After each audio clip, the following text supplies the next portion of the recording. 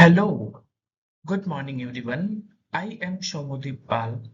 Today I am going to teach you vector space. So I will be teaching you from the basics only.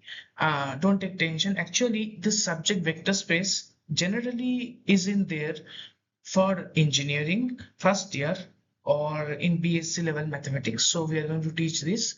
And the main thing is that for this, we need some basic knowledges about set relation function. And I would say that we all have read about vector scalar quantities. I think so all have read that. So what are those? Scalar quantity is a type of quantity which only has magnitude, and vector quantity is a type of quantity which has magnitude as well as direction. We all know this, I think so. So let's start the presentation. So what is a set? This is very important. What is a set? A set is a well-defined distinct element. There are two terms. Keep in mind, well-defined and distinct. What is the meaning of the term distinct? Distinct means, I would say, that every element will be different. We can easily understand. Now, well-defined. Well-defined means that we can define the set.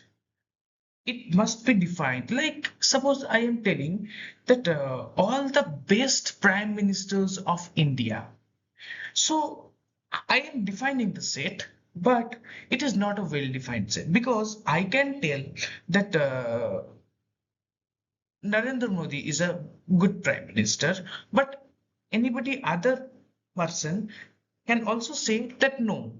According to me, Manmohan Singh is the better prime minister. So I would say that well-defined mean the information, the data in the set should be understandable using your code, using your writing. So suppose I'm telling that a very good biryani shop. So maybe for me, A is a good shop, but for my mother, A is a bad show. This may happen. So we cannot tell this a well-defined. So for defining a well-defined, I can tell that all the biryani stores in a place. Yes, this is a well-defined set. If I give any name, it will match that yes, it is there in that particular location or not. Yes, if it exists in that particular location, then I will say that yes, this element is a part of this set. So I would say it should. So I think the term well defined is clear to you. So I have given example also set of a number 1, 2, 3, and I have also given an example of Cartesian form, that is 1, 0 and 0, 1. Now we will learn this later. So let's start. Now relation. What is relation? We have also read about this thing in class 11 and 12, but still I'm going to tell you something about something very basic. Now, what is the definition of relation? A relation is a rule that connects elements of one set to another. So for creating a relation, we need two sets. We must have two sets, and we need to connect the two set using a criteria or condition, like less than, greater than. It may be anything, like it is written less than relation on R.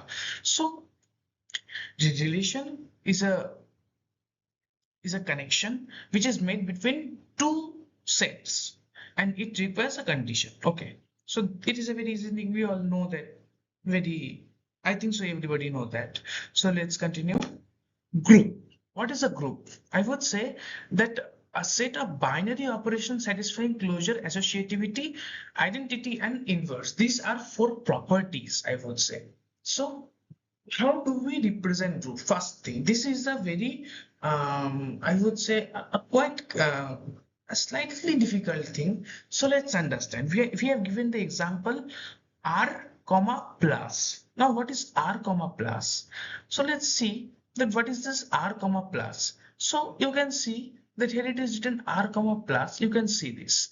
So this is an example of group. Now we can also write it that it is a Z comma plus. We can write this, and it is also uh, a proper group. So it is a group. Okay, now there are some conditions. Now it is a type. I am not saying that this is a group, but I would say that this is a way, this is the approach of making a group. What is this? Now there should be a number, any kind of number. Here I can put real number, natural number, rational number, or complex number. Any number I can put here. Okay, irrational number, I can put anything here, and here one operation plus. I have given plus, but I can put any other operation also, like multiplication, division, any kind of thing. So I would say that so yes, it actually is the operation can be different, and also the value, that is real number here in this case, can also be different. It can be integers, it can be anything. So we can see that to form group we need to satisfy this four condition. So here first is the closure. Suppose here we are considering this, here we are considering this case, not the real number case, we are considering the integer case. Now here, for becoming a closure, if a belongs to integers, b belongs to integer. If a belongs to integer, if b belongs to integer, then a plus b, the summation of both the integers, should also be integer. If the summation of both integer is the integer, then it satisfies the closure property. So we can say that if we add two integer, we will definitely get an integer. Like if we add 4 is an integer, and also -2. So -2 is also integer. So 4 plus -2 gives us 2. 2 is also an integer. So every time we will find that when we will add two integers, we will find that our integer value is only coming. So we can tell that this z plus satisfies the closure property. This is the first property. Now we will talk about associativity. What is associativity? Now here we will have to take three element A, B, C from, suppose z, from z only. What is z? Z is integer. We are taking it from integer only. So a belongs to integer, B belongs to integer, C belongs to integer. If this occurs, if this thing is valid, if this is true, then we will find out that A plus B bracket plus C, if it becomes equal to A plus bracket B plus C bracket close. If this satisfy, if this condition is satisfied and A, B, C are integers, then we can say that it satisfies associativity. Like that in this case also. Let us consider A is equal to 1, B is equal to 2, C is equal to 3. So A plus B 3, 1 plus 2 3 we know, plus 6, C has the value 3, so 3 plus 3 6. So same also we will find 1 plus 2 plus 3, 2 plus 3 5, 1 plus 5 6. So we can say that integer with positive operation also satisfy associativity. And also, what is identity? Identity is very easy. Like we are taking one element from that particular type, suppose integer. So we are taking one integer, adding it with 0, then we will, if we get the same integer, then it satisfies identity. Generally in maximum case, identity is satisfied. Here also we can see that identity is satisfied. Now next, inverse.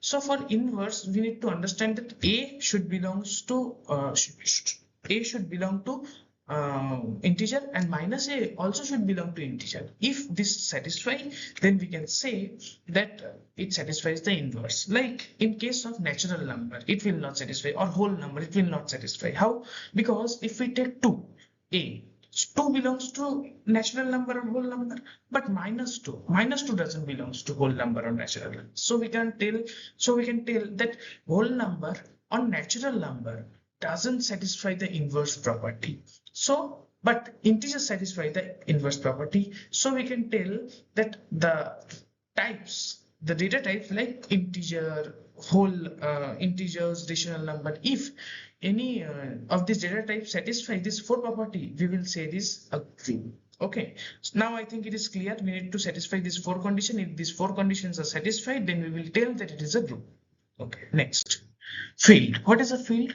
A set of two operations. Okay, like here we have also seen, now actually we have seen that there are one operation. Generally we have seen one operation. See, so we can see that generally we have seen one operation like R plus in group, but in field we will see that there are more than one operation. Like you can see, suppose I am taking integer, I am giving a comma, I am giving a plus, and I am giving a asterisk. Now what is asterisk? Asterisk means multiplication. The one who is from computer science or know or have some idea about computer will understand that yes, it is a uh, multiplication. So we can tell that this is a field. Field, in field there is one operand and two operations, that can be addition, multiplication, that can be anything, I would say, but generally it is addition and multiplication, but in real life I would say anything it can be. So like the one who satisfies the key property, now it must satisfy the additive and multiplicative identity. What is identity? Now additive identity, we know that that is very easy. Now a plus 0, suppose a is the element which we are taking from here. Here means, here in this case it is integer, a plus 0 should become 0, and a plus 0 should become a. And multiplicative identity, if we multiply anything, suppose we are multiplying it with alpha. So if we multiply it with alpha and we find out that the value is coming, that is alpha a, alpha is also a real number, so we will tell that this property is satisfied. Inverses of both the operation. Inverse means actually additive inverse and multiplicative inverse. Multiplicative inverse means we will say suppose 5. What is the multiplicative inverse? 1 by 5. Okay. Now addition a. So the additive inverse will be minus a. So this is the thing which must satisfy. If this satisfies, then we can tell that this is a field. Distributive law should also be satisfied, like a, b plus c belongs to is equal to ab plus ac, where this operation, where this a, b, c belongs to this, I would say in this case integers. Okay, now integers will not satisfy the inverse of multiplication, because if we write 5 into 1 by 5, 1 by 5 means 0.2. 0.2 is not an integer. So integer will not satisfy this condition. Integer will never satisfy this condition. Yes, rational number, real number will satisfy this condition.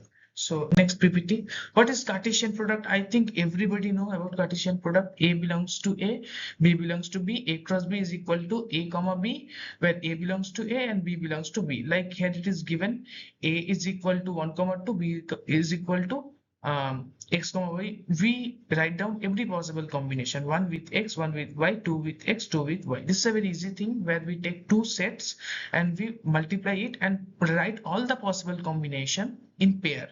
We all know that this is not the minus. Okay, here I think it has been there some mistake. It is not minus. A belongs to A and B belongs to B. This is a very easy thing. Next, what is a vector space? A set V over a field. I have explained what is a field, I think so. So a set, if any set over a field with two operation, it must have two operation like plus and into.